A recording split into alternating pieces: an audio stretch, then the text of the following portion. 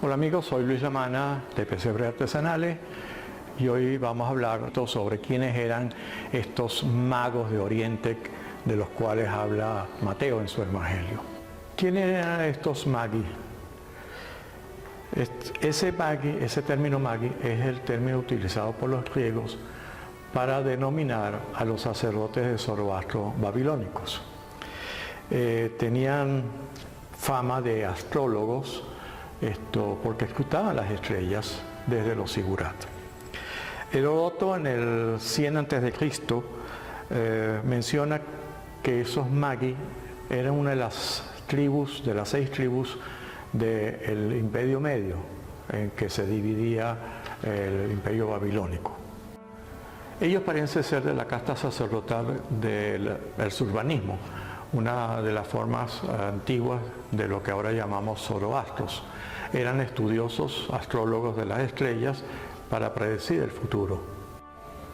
Estos sacerdotes caldeos observaban las estrellas, la salida y el ocaso del sol, el brillo del sol, el cambio de color, y observaban el movimiento de las estrellas. Esto los llevó a escribir, a tomar anotación en esas tablillas de barro, en escritura cuneiforme, para anotar qué acontecimientos se repetían y así poder predecir acontecimientos. Ese es el origen de la astrología. ¿En qué creían esta religión de Zoroastro? Es una religión que influyó mucho en el judaísmo. Ellos creían en ángeles, creían en un estado futuro de premios y castigos, en la inmortalidad del alma, en el juicio final. Todo eso forma parte de las enseñanzas de Zoroastro o Zaratustra. Asimismo, la figura de Satanás originalmente era un sirviente del dios Ashura Mazda. También la figura del Mesías está presente en estas enseñanzas. Originalmente era un rey de Israel para después de Daniel, el profeta, convertirse en un salvador universal.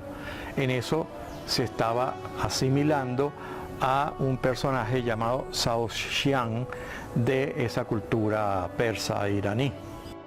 Otros puntos en común en estas religiones es la inscripción en un libro de las acciones de los seres humanos, la idea del juicio final, la resurrección, la transformación final de la tierra en un paraíso.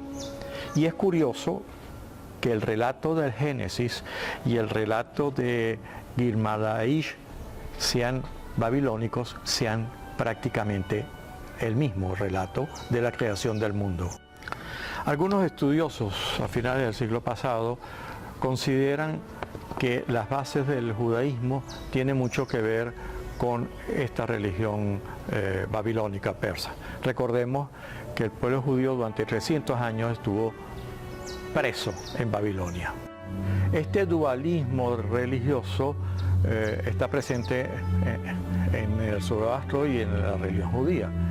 Recordemos que el fundador de la religión judía, Abraham, era una persona caldea de la ciudad de Ur y que, por supuesto, traía toda esa bagaje ideológico con el cual habla de un solo Dios que es el creador de todas las cosas sobre la tierra.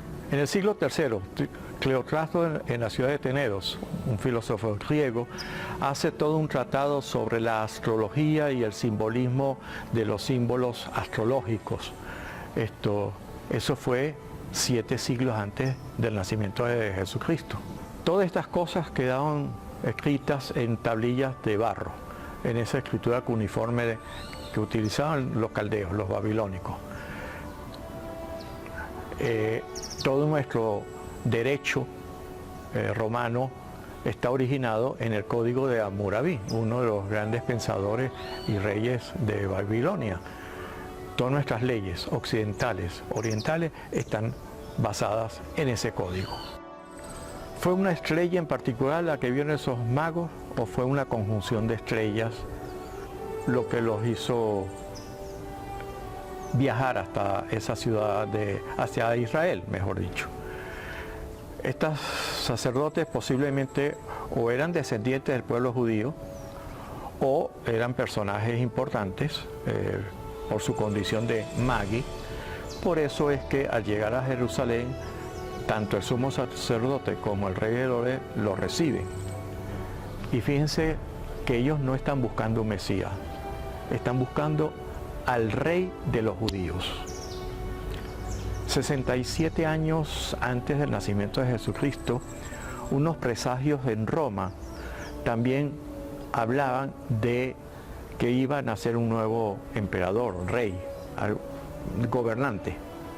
Eso significó que mataran a todos los recién nacidos en ese momento en donde supuestamente iban a nacer. Será por eso que también se le atribuye a este rey Herodes la matanza de los inocentes. No sabemos porque en ningún texto histórico aparece esa matanza como un hecho real. De todas formas, ese gobernante tan miedoso que hasta mata a sus hijos y a su esposa porque teme que le van a quitar el reino, ¿cuál sería la reacción si llegan unos extranjeros preguntando por el rey de los judíos? En el año 7 antes de Jesucristo, Júpiter y Saturno se encontraron 3 veces. Un año después, Marte se une a esa conjunción. Siguió una fantástica secuencia de conjunciones entre el año 3 y -2 antes de Jesús. Saturno con Mercurio, Saturno con Venus, Venus con Júpiter y Venus, Venus con Mercurio. Después, Júpiter, Venus se acercaron tanto que parecían una sola estrella. Desde Oriente, esa estrella estaba sobre Israel. ¿Será eso lo que guió a estos magi a buscar al rey de los judíos? Entonces Júpiter se detuvo en la constelación de Virgo, que visto desde Jerusalén, estaba sobre la ciudad de Belén. Fue una conjunción espectacular para esa gente de esa época jamás vista. Eso presagiaba algo, y ese algo fue lo que guió a estos magis a buscar a este rey de los judíos. Por eso también deberíamos eliminar esa estrella en forma de cometa, porque no había ningún cometa, sino una conjunción de varios planetas que para la gente de esa época eran estrellas. Eso haría mucho más realista lo que sucedió, no en el año 0, porque Jesús no nació en el año 0, nació en el -2 o en el -3 antes de Cristo, que es la forma como medimos. Y B es la continuación de quiénes eran estos magos de Oriente que nos habla Mateo en su Evangelio.